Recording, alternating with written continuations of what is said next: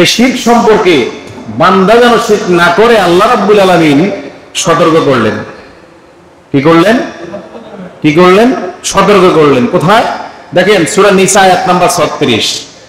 সূরা নিসা আয়াত নাম্বার 36 আল্লাহ রাব্বুল আলামিন বললেন ওয়া'বুদুল্লাহা ওয়া লা তুশরিকু বিহি শাইআন ওয়া বিল ওয়ালিদাইনি ইহসানা। বলি সুবহানাল্লাহ। আল্লাহ আয়াতের শুরুতে তিনটা আদেশ দিলেন। এক নম্বরে ওয়া'বুদুল্লাহ, আল্লাহর ইবাদত করো। দুই নাম্বার বললেন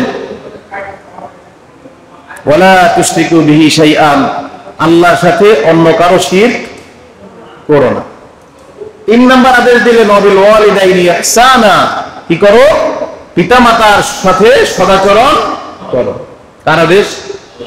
তাহলে আল্লাহ সতর্ক করলেন লা তুশরিকু বিহি শাইআন, আমি আল্লাহ রাব্বুল আলামিনের সাথে অন্য কারোর সাথে কি করো না? শরীক করো না। কিন্তু আমরা শিরকের সাথে লিপ্ত আছি না নাই?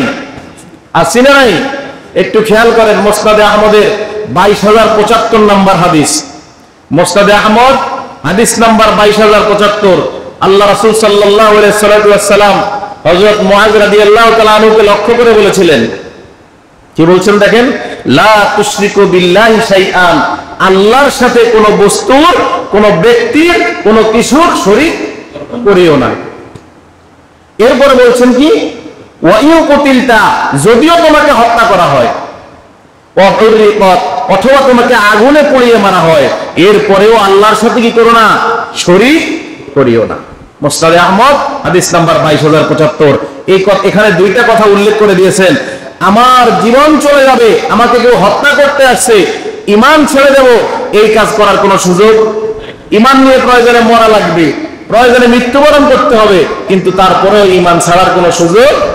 সমাজে আমরা একটা কথা বলি, জীবন বাঁচানো ফরজ, কিন্তু আসলে এটা মানুষের প্রবাদ। ঈমান বাঁচানো ফরজ কোরআন সুন্নাহ মোতাবেক প্রমাণিত, কিন্তু জীবন বাঁচানো ফরজ এটা প্রমাণিত না।